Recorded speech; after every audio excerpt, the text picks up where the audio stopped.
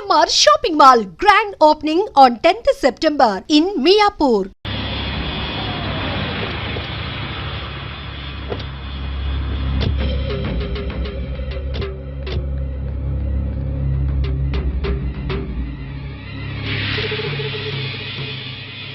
Sir ఈ హత్య ఎలా జరుగుతుందంటారు? ఇప్పుడేగా వచ్చాం. కోటేశ్వరరావు గారు మీరేం కంగారు పడకండి, మనం పోలీస్ సెక్యూరిటీ పెట్టించుకుందాం. పోలీసులు ముఖ్యమంత్రిని కాపాడడానికి నానా పాటలు పడతా ఉంటే ఇంక మిమ్మల్ని కాపాడతారండి. కరెక్ట్ గా చెప్పావురా బామ్మర్ది. నా థింకింగ్ ఎప్పుడు కరెక్ట్ గానే ఉంటుంది బావా. అందుకే ఓ 25-30 లక్షల రూపాయలు నా పేరును పెట్టేవనుకో, ఓ చిన్న ఇల్లు కొనుక్కుని చచ్చిపోయినోడు పెద్దదినన్నాడు స్టీల్ గ్లాస్ మీద పేరు రాయించుకున్నట్టు నా ఇల్లు మా బావ ధర్మం అని పేరు రాయించుకుంటాను బావా. మంచి చెడు లేకుండా నోటికి ఏదొస్తుంది ఒకేయటమేనా? ఆడెప్పుడు జరిగేదే చెప్తాడు. మీకేమన్నా పిచ్చెక్కిందా? బాలవాక్కు బ్రహ్మవాక్కు అని బామ్మర్ది వాక్కు బ్రహ్మవాక్కు ఏమిటండి? బామ్మర్ది, ఆ స్వామి వాడి పెళ్ళాం పోతే ₹1,00,00,000 రాయించు, నేను పోతే ఆస్తి మొత్తం రాయించుకోరా. అయినా నీకేం కాదులే బావా, 100 ఏళ్ళు బతుకుతావు. బావమరిది అంటే బ్రతకూరేవాడు అర్థం. బతకగోరేవాడు అయితే ఆస్తి ఎందుకు రాయమంటావు? నేను బతకూరినంత మాత్రం మా బావ బతుకుతాడు. ఆ స్వామి బతకనివ్వాలి కదా. అనుమానం లేదు రఘు, ఈ మర్డర్ కూడా ఆ స్వామి చేసి ఉంటాడు. ఇన్ని మట్టలు చేస్తున్నా కూడా మన డిపార్ట్మెంట్ చిన్న క్లూ కూడా దొరకకుండా చేస్తున్నాడు. అది కదా హైలైట్. ఏంటా అర్ధరాత్రి పూట? ఏం లేదండి, స్టేట్ క్లబ్ ఓనర్ బాపిరెడ్డి గారిని చంపిన వాళ్ళని నేను ప్రత్యక్షంగా చూశానండి. ఎవరు? నా చెల్లెళ్ళు సీత గీత సార్. అలానా?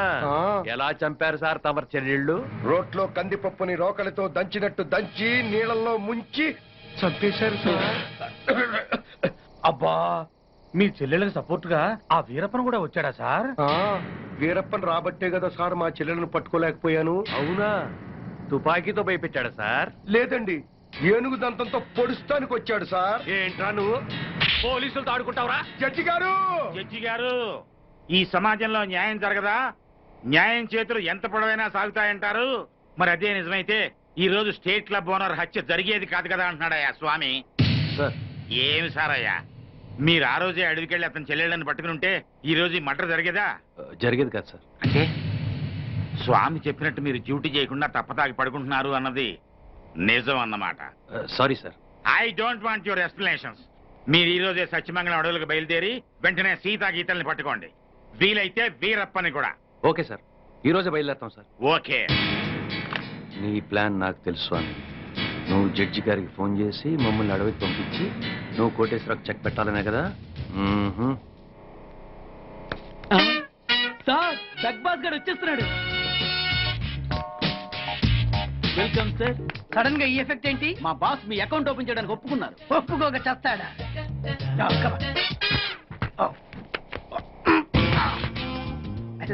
Thank you.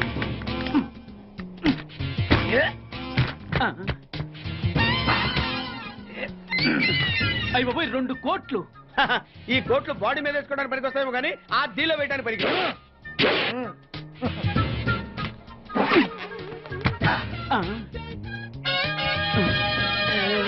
అటు అటు.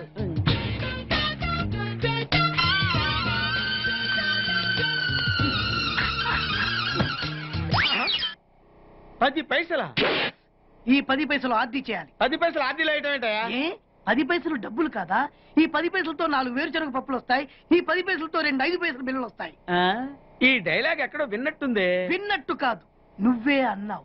బాగా గుర్తు తెచ్చుకో. బంజారా హిల్స్, రోడ్ నెంబర్ 6, చెట్టు నెంబర్ 16. అయ్యా అయ్యా, ధర్మం చేయండి అయ్యా. బాబయ్యా, ధర్మం చేయి బాబు. ఆగు. వెతుకయ్యా, నిమ్మలంగా వెతుకయ్యా. కింది జేబులో చూడయ్యా, నోట్లు చూడయ్యా. అయ్యా దీంట్లో చూడయ్యా, 50 రూపాయలు. అయ్యా తీసుకో. 10 పైసలా? ఏం 10 పైసలు పైసలు కాదా? 10 పైసలు పెడితే 4 వేరుశనగ పప్పులు వస్తాయి. 10 పైసలు పెడితే 2 5 పైసలు బిళ్ళలు వస్తాయి.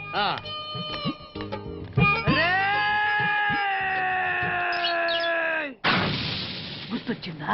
ఇది నువ్వు ఇచ్చిన 10 పైసలే.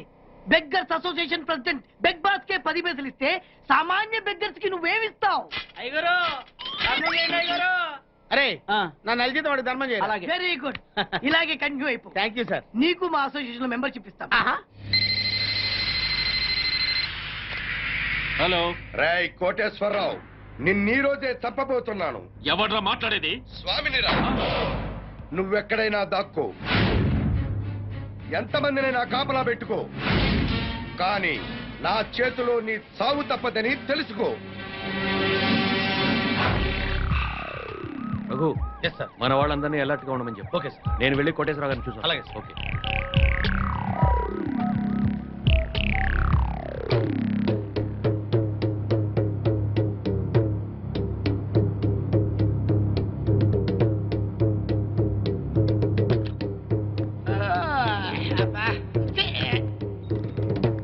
ఏంటి బాబా అర్ధరాత్రి గడి మధ్యలో తరువు? నువ్వు పడుకోవు, ఎవరిని పడుకోనివ్వు. అయినా నువ్వు మధ్యలో వాయించినంత మాత్రాన ఆ స్వామి రావడం మానేస్తాడా? ఆ స్వామి గారు నెరవేరకుండా పోద్దా? ఇదిగా ఎందుకు వచ్చింది తిప్పలు గాని నా మాటిని 4 పెగ్గులేసుకు పడుకో. హాయిగా మత్తులోనే రే బామ్మర్ది, ఆడు నన్ను చంపడం కాదురా, ఇప్పుడు నేనే నిన్ను చంపుతాను. నీ మంచి కోసం చెప్తుంటే నా మీద కాకేస్తావు బాబు నువ్వు. ఎలాగూ నీ దరుగు దెబ్బకి ఇంక నిద్ర పట్టదు గానీ ఆ వ్యాట్ సిస్టెంట్ బ్యాట్ ఎక్కడ పెట్టు. నీ యబ్బ.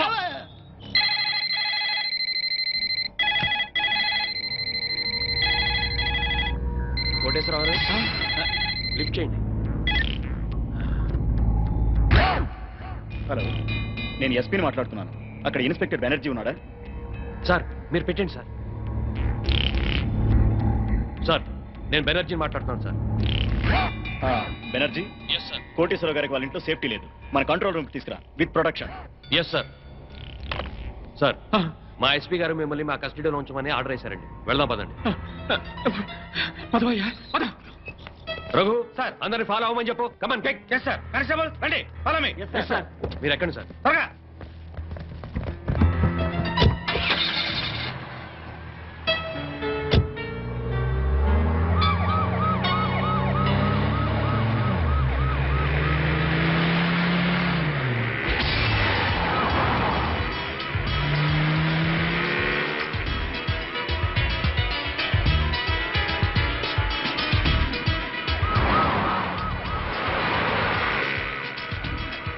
రేయ్ పాండు, సార్ వచ్చేస్తున్నాం సార్, మీ దగ్గరలోనే ఉన్నా. ఆ,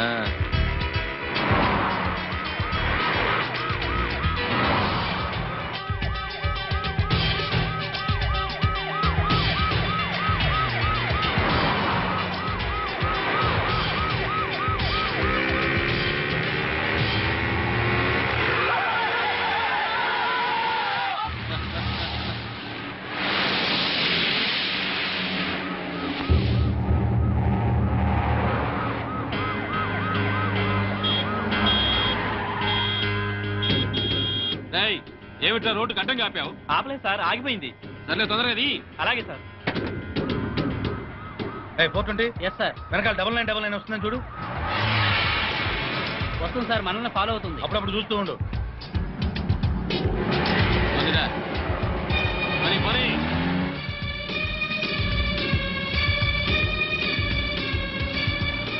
ఏమైపోయిందిరా పోలీస్ జీపు? కనపడదే? అదే అర్థం కావట్లేదు సార్. రేయ్, పోలీసులు ఎవరు కనపడలేదురా, ఏమైపోయారు?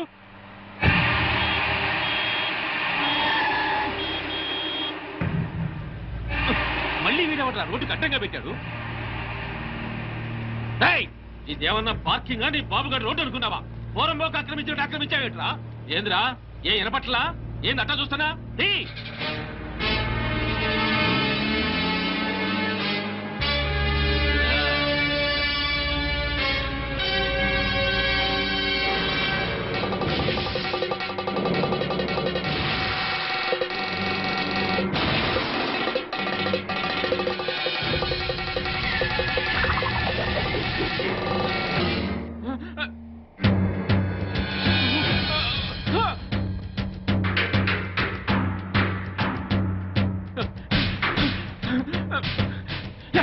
పాండు ఎక్కడ తెచ్చారా? నా వెనకాల ఫాలో అవ్వమని చెప్పాను కదా. మీకోసమే వెతుకున్నా సార్. ఎక్కడున్నా సార్? నేను ఈ అల్యూమినియం ఫ్యాక్టరీ దగ్గర ఉన్నాను, తొందరగా వచ్చావండి.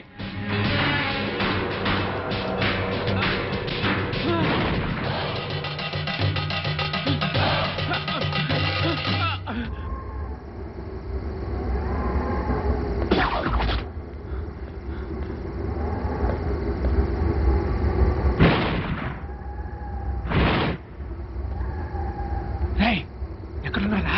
మీరెక్కడున్నారు సార్? ఫ్యాక్టరీ లోపల ఉన్నా.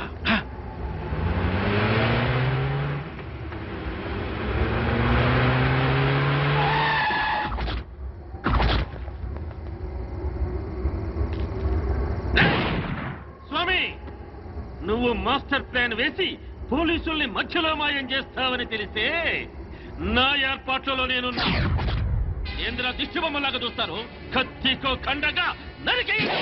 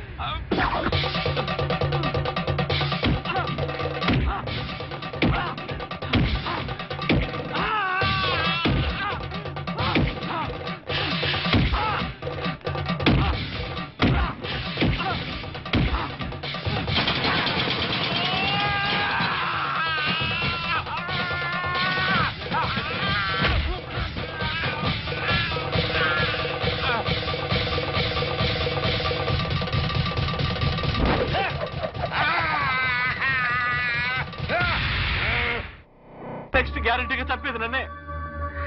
నీ మాట విని ఆ పోస్ట్ మార్టం రిపోర్ట్ తప్పుగా రాసిచ్చి నా ప్రాణం ఎదుగు తెచ్చుకున్నాను రా. వినబడుతుందా? ఇప్పుడు నేను కాపాడవలసిన బాధ్యత కూడా నీ మీద ఉన్నవరే ఉమాపతి. నన్ను కాపాడరా. అరేరా, ఇప్పటిదాకా ఈ కేసులో నా మాటే ఉన్నావు కాబట్టి ఇప్పుడు కూడా నా మాటే విని వెంటనే వెళ్ళి ప్రెస్ మీట్ పెట్టు. ప్రెస్ మీటా? ప్రెస్ మీట్ ఏమిట్రా? ఎస్, నేనిచ్చిన పోస్ట్ మార్టం రిపోర్ట్ కరెక్ట్ అయింది కాదు, మిస్టేకన్ ఐడెంటిటీ అని చెప్తే మన వాళ్ళని మర్డర్ చేసిన కేసులని ఆ మొగుడు పెళ్ళాల మీదకి రావాలంటే చనిపోయింది సీతా గీతలను రుజువు చేస్తే చాలరా, వెంటనే మన లోపల. మిస్టేకెన్ ఐడెంటిటీ మూలంగా పోస్ట్ మార్టం రిపోర్ట్ విషయంలో పెద్ద పొరపాటే జరిగిపోయింది. నర్సాపూర్ ఫారెస్ట్ లో హత్యగాయింపబడింది 35 సంవత్సరాలున్న ఆడవాడు కాదు, 17-18 సంవత్సరాలున్న ఆడపిల్లలు. అయితే చనిపోయింది మెడిసిన్ స్టూడెంట్ సీతాగీతలు అయి ఉంటారా సార్? ఏ 100%, 100కి 100 చనిపోయింది సీతాగీతలే. No doubt about it. నా వలన జరిగిన ఈ పొరపాటును క్షమించమని ప్రజలు.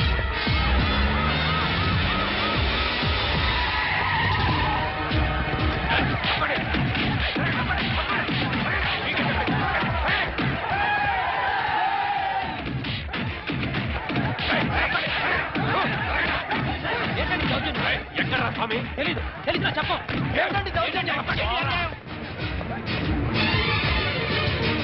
ఎక్కడే నీ మొగుడు? తెలీదు. ఇన్స్పెక్టర్ నోర్మై, పోలీసులతో కోర్టుతో ఆడుకుంది చాలు. ప్రెస్ మీట్ లో డాక్టర్ అంతా చెప్పాడు. మర్యాదగా స్వామిని అప్పగించారా సరే సరే, లేకపోతే మీ ప్రాణాలు తప్ప అన్ని పోతాయి. బ్రహ్మాండంగా ఉందా నీ ఐడియా?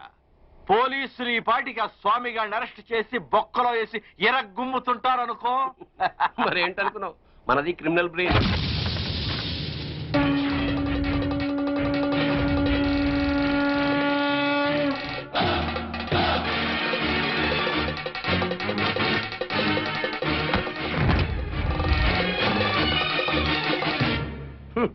నీ క్రిమినల్ బ్రెయిన్ తోనే ఈ సుబ్బారెడ్డి ప్రెస్ మీట్ పెట్టాడు. వీడికి నీకు సంబంధం లేదు సార్. వాడు డాక్టర్, నేను లాయరు, వీడు జస్ట్ నా క్లయింట్. పైగా వాడి క్యాష్ వేరు, నా క్యాష్ వేరు. ఈ కేసులో నిన్ను లాయర్ గా పెట్టుకుంటాను. అప్పుడు నేను నీ క్లయింట్నేగా. ఖచ్చితంగా నా క్లయింట్ అయిపోతారు సార్. అప్పుడు నన్ను కోర్టులో నిర్దోషిగా నిరూపించాల్సిన బాధ్యత నీదేగా. కాదని ఎవరు చెప్పారు సార్? అసలు మిమ్మల్ని హంతకులన్న వేధవులు ఎవరండి? మీకు ఆ హత్యలకి ఎటువంటి సంబంధం లేదు లేదు లేదు. ఇదే మాట రేపు కోర్టులో చెప్పడం ఏమిటి సార్? మిమ్మల్ని నిర్దోషిగా నిరూపిస్తాను. మాట నిలబెట్టుకో. దిగారు మెట్ల కింద వాడిని నువ్వు బయటికి తీసుకురావడం ఏమిటిరా? వాడా? నా క్లయింట్ బట్టుకుని వాడు వీడు అంటావురా? అసలు సామంటే ఎవరనుకున్నారా? ఎవరనుకున్నావు? సామంటే సాక్షాత్ శంకరాచార్య, ఈయనే మహాత్మా గాంధీ, ఈయనే గౌతమ బుద్ధుడు, ఈయనే స్వామి వివేకానంద. ఆయన శ్రీమతి ఎవరనుకుంటున్నావు? ఎవర్రా? మానవతామూర్తి, మానవతామూర్తి, మానవతామూర్తి, మానవతామూర్తి, మానవతామూర్తి, మానవతామూర్తి. మానవతామూర్తి? అవును సార్. ఈ హత్యలకి నా క్లయింట్లు వేణుగోపాల స్వామి, కనక మహాలక్ష్ములకి ఎటువంటి సంబంధము లేదు. నా క్లయింట్లు నిర్దోషులు సార్. పోలీసులు వీళ్ల మీద తప్పుడు కేసులు బనాయించి అనవసరంగా కోర్టుకి ఇచ్చారు. బియ్యంలో రాళ్లు కలిపితేనే నేరం అనుకునే ఈ దంపతులు అసలు మనుషుల ప్రాణాలని ఎలా తీయగలరు సార్? ఇంతకు ముందు కేసుల్లో ఈ దంపతులకు నువ్వు వ్యతిరేకంగా వాదించావు కదయ్యా. పైగా ఆనంద్, కోటేశ్వరరావు, బాపినేని గారు నిర్దోషులు అన్నావు. అప్పుడు ఆ కేసులో వాళ్ళది న్యాయం అనిపించింది సార్. ఇప్పుడు ఈ కేసులో వీళ్ళది న్యాయం అనిపిస్తోంది. న్యాయం ఎటుంటే నేను అటే ఉంటాను కదా సార్. తప్పులేదు. Proceed. Thank you sir. Driver Yadagiri, Anand, Koteswararao, Bapineedu హత్యలకి నా క్లయింట్స్ కి ఎటువంటి సంబంధం లేదు సార్. కావాలనే ఈ పోలీసులు నా క్లయింట్ల మీద లేనిపోని ఆరోపణలతో కోర్టుని తప్పుదారి పట్టిస్తున్నారు సార్. సంబంధం లేదని అంత గట్టిగా ఎలా చెప్తున్నారు? సాక్ష్యం ఉండాలి కదా. సాక్ష్యం లేకుండా ఎలాగ సార్? అసలు కోర్టు వారికి కావాల్సిందే అది కదా. నమస్కారం సార్. ఇంతకు ముందు సీతాగీతల హత్య కేసులో పోస్ట్ మార్టం రిపోర్ట్ ఇచ్చిన డాక్టర్ నేనే సార్. ఆయన ఆ డెడ్ బాడీ సీతాగీతలవి కావని, 35 ఏళ్ల వయసున్న వేరే ఆడవాళ్ళమని ఇదే కోర్టులో రిపోర్ట్ సబ్మిట్ చేశాను సార్. ఎస్. ఆ డెడ్ బాడీ సీతాగీతలవి కావని చెప్పడానికి వచ్చాను సార్. ఏమిటయ్యా, నీ వల్లే కదా ఈ కేసు మళ్ళీ మోసుకొచ్చింది. చనిపోయింది 35 ఏళ్ల వయసున్న వాళ్ళు కాదు, 18 ఏళ్ల వయసున్న వాళ్ళు అని నిన్న ప్రెస్కి నువ్వే కదా చెప్పావు. చెప్పాను సార్. అలా చెప్పాల్సి వచ్చింది సార్. ఈ పోలీసులు నన్ను కొట్టి చిత్రహింసలు పెట్టి ఆ రకంగా చెప్పించారు సార్. కావాలంటే చూడండి సార్. చూడండి సార్, చూడండి సార్, ఎలా కొట్టారో చూడండి సార్. సార్, ఆయన చెప్పేదంత అబద్ధం సార్. మాకేం తెలీదు. కొట్టేమని ఎప్పుడైనా ఒప్పుకున్నారా మీరు?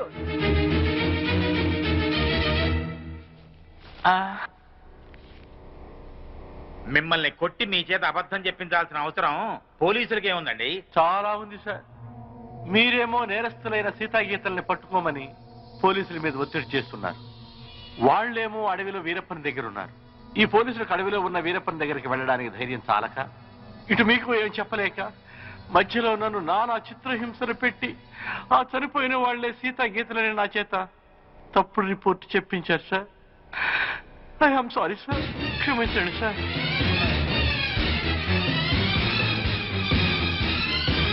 ఒక బాధ్యత గల ప్రభుత్వ డాక్టర్గా అప్పుడు ఇప్పుడు ఒకే మాట నిలబడుతున్నాను సార్. కోర్టు ముందు ప్రవేశపెట్టిన డాక్టర్ గారి సాక్ష్యాన్ని పరిగణనలోకి తీసుకుని కోర్టుని తప్పుదారి పట్టించిన ఈ ఇన్స్పెక్టర్ మీద, ఎస్ఐ మీద చర్యలు తీసుకుంటూ అమాయకులైన నా క్లయింట్లకి న్యాయం జరిపించవలసిందిగా కోర్టు వారిని సవినయంగా కోరుకుంటుంది.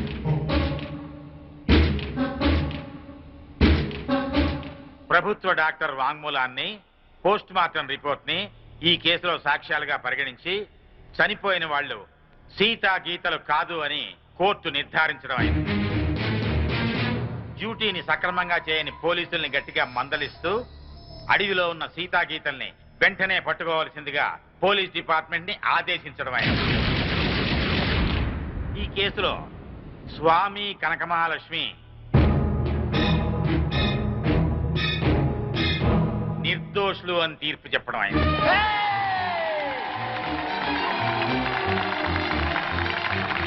ఆగండి ఆగండి ఆగండి.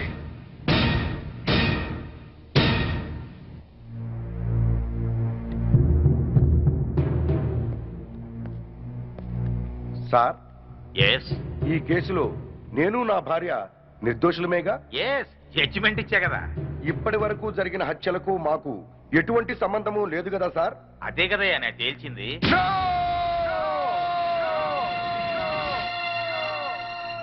ఆ భగవంతుని సాక్షిగా, ఈ న్యాయస్థానం సాక్షిగా అసలు నిజం చెప్తున్నాను సార్.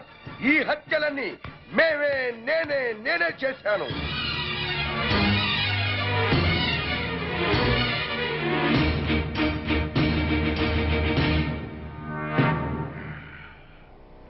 క్షమించండి సార్, నేను నా భార్య కలిసి అందరినీ చంపాం. మేము హంతకులం సార్. అయినా సరే లాయర్ గారి చాతుర్యంతో, డాక్టర్ గారి సహకారంతో మేము నిర్దోషులుగా బయటికి వెడుతున్నాం సార్. సామాన్యులమైన మాలాంటి వాళ్లే కోర్టుని మోసం చేసి వెళ్లిపోతుంటే ఇక డబ్బున్న వాళ్ళు, గూండాలు, రాజకీయ నాయకులు కోర్టుల కొత్త వారిళ్లకు వచ్చినట్టు వచ్చి నిర్దోషులుగా వెళ్లిపోతున్నారు సార్. ఇది న్యాయమేనా సార్?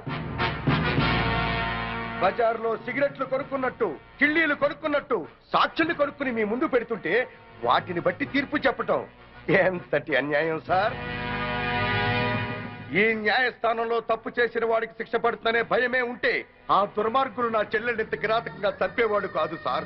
నేను చేస్తున్న ఈ న్యాయ పోరాటం నా చెల్లెళ్ళ గురించి కాదు సార్. ఈ భారతదేశంలో ఎందరో అక్క చెల్లెళ్ళు అన్యాయాలకు, అక్రమాలకు బలైపోతున్నారు సార్. అలా జరగకుండా ఉండాలంటే ఈ న్యాయ వ్యవస్థను ప్రక్షాళన చెయ్యాలి సార్. ప్రక్షాళన చెయ్యాలి. సాక్ష్యాలను బట్టి కాదు సార్, నిజాలను బట్టి తీర్పు చెప్పండి. ఆ దేవుడే దిగి వచ్చి మర్డర్ చేశాడని నిరూపించగలరండి కొందరు లాయర్లు.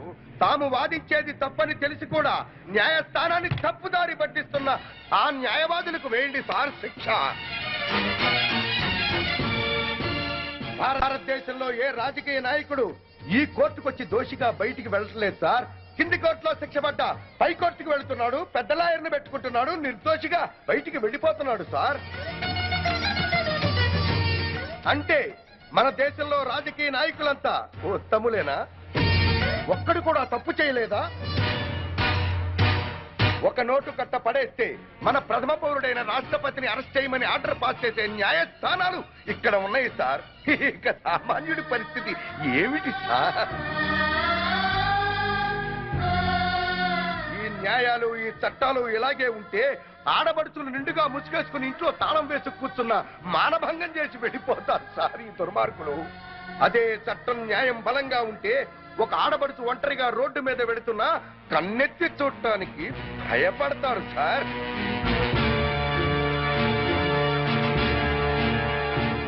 మీ ఐపీసీలో అచ్చు తప్పులు కాదు సార్, కొన్ని అచ్చంగా మాత్రమే ఉన్నాయి. చిన్న పిల్లలు చదివే పాఠ్య పుస్తకాల్లో అచ్చు తప్పులు ఉంటే అదేదో పెద్ద తప్పుగా భావించి వెంటనే వాటిని సరిచేస్తున్నారే. మరి మీ న్యాయశాస్త్రంలో తప్పుల్ని ఎందుకు సరిచెయ్యరు సార్? మేధావులు లేక న్యాయం జరుగుతుందోనన్న భయమా? నేను చేసింది నేరం, కానీ మీ న్యాయశాస్త్ర ప్రకారం నేను నిర్దోషిని. మార్చండి సార్. ఆ మార్పు నాతోనే మొదలు పెట్టండి. ఏ శిక్షకైనా సిద్ధంగా ఉన్నాను.